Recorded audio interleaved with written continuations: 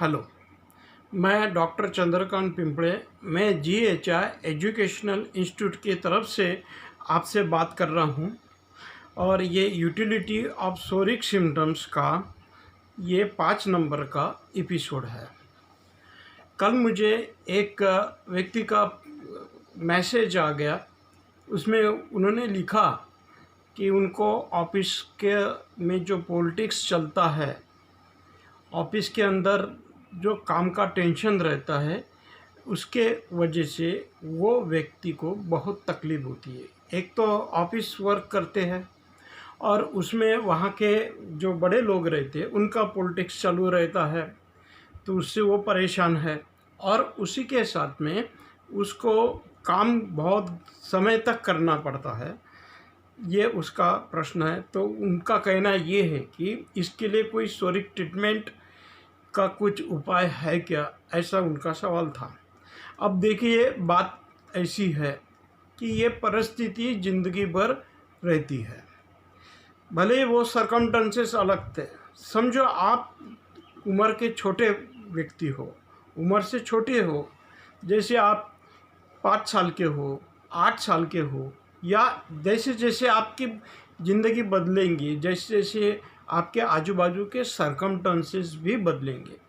यही लक्षण जिस व्यक्ति ने ये सवाल पूछा कि उनको ऑफिस का पॉलिटिक्स के वजह से और कामकाज के वजह से उनको तकलीफ़ होती है, ऐसी ही कंडीशन बचपन में भी थी, मगर उस समय के सरकमस्टेंसेस अलग थे।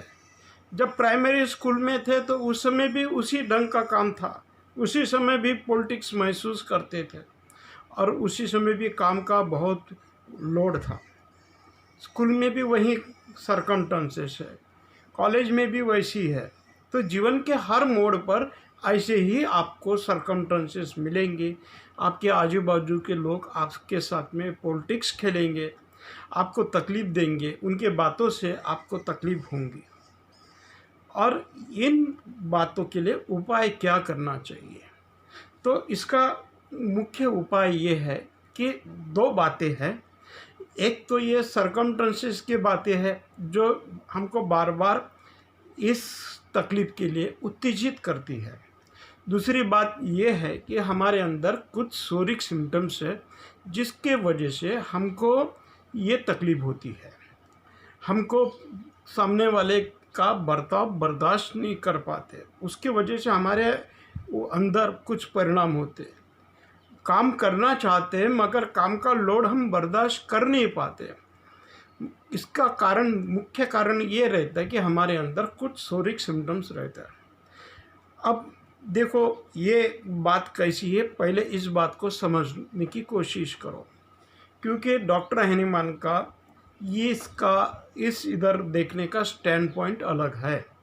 डॉक्टर केन, डॉक्टर जॉर्ज विटोल्कस, इनका सोचने का ढंग अलग है, दोनों की दिशा अलग है। डॉक्टर हैनीमान ये मेंटल प्रॉब्लम को अलग ढंग से देखते हैं और ये डॉक्टर लोग अलग ढंग से देखते हैं। तो पहले आप रास्ता चुन लो।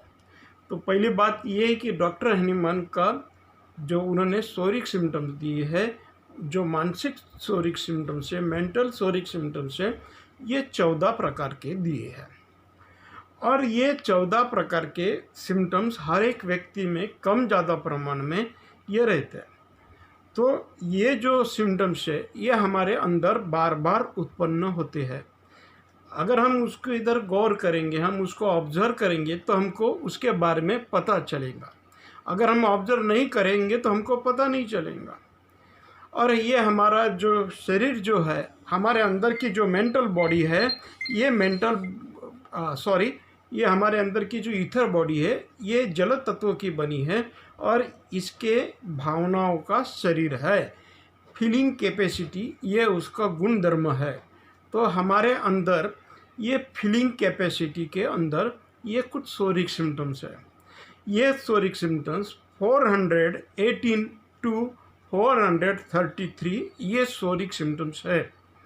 और हमारी ये जो ईथर बॉडी है ये लंब वर्तुलाकार गति करती है। तो इसके बाद में आपको आगे बयान करूँगा ये प्ले कैसा होता है। तो उसमें के जो ये 14 सोरिक सिम्टम्स है, इसका हमें सामना करना पड़ता है। फॉर एग्ज़ाम्पल, महीने के 30 दिन हैं, तो हमको 2 दिन का अलग समय रहेगा, फिर 3 दिन का अलग समय रहेगा। उस समय हमारे अंदर वो मानसिक लक्षण उत्पन्न होते हैं। फॉर एग्ज़ाम्पल, ये 430 नंबर का है, dislike to work, disinclination to work, काम करने की इच्छा न होना। काम करने की ज़बरदस्त है मगर काम हो नहीं पा रहा, काम कर नहीं पा रहे, अपनी ड्यूटी परफॉर्म नहीं कर पा रहे, ये सोरिक सिम्टम्स है। उसी प्रकार से दुखी हो जाना, मेलैंकोली, ये सोरिक सिम्टम्स है 420 नंबर का।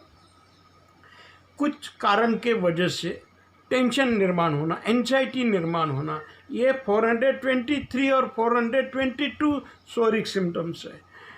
कुछ कारण के वजह से दुख का ज़्यादा प्रभाव महसूस करना, ये तकलीफ होना, ये तकलीफ है। रोने का मूड होना, ये मानसिक लक्षण है। डर लगना मानसिक लक्षण है। तो इस प्रकार के अलग अलग प्रकार के ये 14 सोरिक सिम्टम्स है, ये लंबा वर्तुलाकार गति से हमारे अंदर उत्पन्न होते हैं। 2 दिन के लिए हमारे अंदर, for example, dislike to work, disinclination to work, ये लक्षण निर्माण हुआ। काम करने की इच्छा नहीं होना, ये लक्षण हमारे अंदर रहा, तो 3 दिन के बाद में दूसरा सोरिक सिम्टम्स आएगा। हो सकता है कि हमको गुस्सा ज़्यादा आ जाएगा, फिर ये लक्षण निकलने के बाद मेलैंकोली का लक्षण आएगा, दुख का लक्षण आएगा। तो इस प्रकार के ये लक्षण हमारे अंदर उत्पन्न होते हैं और ये प्रतिकूल परिस्थिति में ये लक्षण 10 गुना बढ़ जाते हैं। ये मूल दोष हमारे अंदर है। अगर हम इसको ट्रीटमेंट देते हैं तो हमारे अंदर के सोरिक सिम्टम्स कम हो जाएंगे, तो हम परिस्थिति का सामना कर पाएंगे। हम परिस्थिति को बदल नहीं सकते, हम दूसरे को बदल नहीं कर सकते, मगर डॉक्टर हैनीमैन के स्टैंड पॉइंट ये कि हम अपने आप को बदल सकते। ये अगर सोरिक सिम्टम्स डॉक्टर हैनीमैन के पद्धति से, डॉक्टर केन के पद्धति से नहीं, ये ध्यान में रखो। डॉक्टर हैनीमैन की एलएम पोटेंसी के डोजेस देने की, उसकी पावर चुनने की अलग ढंग की पद्धति है। तो उस पद्धति से अगर हम इसके लिए दवाई चुनी, वो भी मटरमेडिका प्यूरा के बेस से, तो ये लक्षण डिसअपियर हो जाते, ये लक्षण माइल्ड हो जाते। और ये लक्षण माइल्ड होने के कारण वो आदमी ज़्यादा से ज़्यादा स्टेबल होता है और उस परिस्थिति का सामना करता है। ये मेरा खुद का अनुभव है। मैंने बहुत सारे लोगों में ये बात आजमाई है। उन लोगों ने मुझे उनके मानसिक लक्षण बताए और मैंने डॉक्टर हैनीमैन के टेक्निक से उनको दवाई देने के बाद में वो बहुत स्टेबल हो गए। या आप ऐसा समझो कि उनके अंदर से लक्षण नष्ट हो गए। अब ये घटना है, तो बहुत बार हाइड्राहेडेड सोरा भी है, तो ये लक्षण बार बार हमारे अंदर पैदा होते हैं क्योंकि इसकी रूट्स बहुत डीप है। तो जैसे जैसे हम इसकी ट्रीटमेंट देंगे तो वैसे वैसे ये बातें हमारी इसमें से दुरुस्त होंगी। उसी प्रकार से कोई भी डिसीज़ हो तो उसके साथ में ये मेंटल सिम्टम्स इंटरवेनिंग रहते हैं, यानी उसके अंदर अटके हुए रहते हैं। और हमारे अंदर तो सोरिक सिम्टम्स की श्रृंखला है, तो हमारे अंदर भी ये सिम्टम्स है। तो डॉक्टर हैनीमैन के पद्धति से हम इसका काम कर सकते हैं। मगर ये दुर्दैव की बात ये है कि आपके कोर्स में डॉक्टर हैनीमैन का टेक्निक के बारे में बताया नहीं गया, इसलिए बहुत सारे एमडी डॉक्टर भी है मगर उनको ये बात मालूम ही नहीं है कि डॉक्टर हैनीमैन का टेक्निक कैसा है। तो ये एंटीसोरिक ट्रीटमेंट के मदद से आप इसको दोष को नष्ट कर सकते हो और इन लोगों को बहुत बड़े प्रमाण में मदद कर सकते हैं। मगर जो आपको मदद करेगा वो डॉक्टर मास्टर होना चाहिए, डॉक्टर हैनीमैन का टेक्निक उसको आना चाहिए। तो इसके आगे के बात मैं अगले लेक्चर में करूँगा। Thank you please.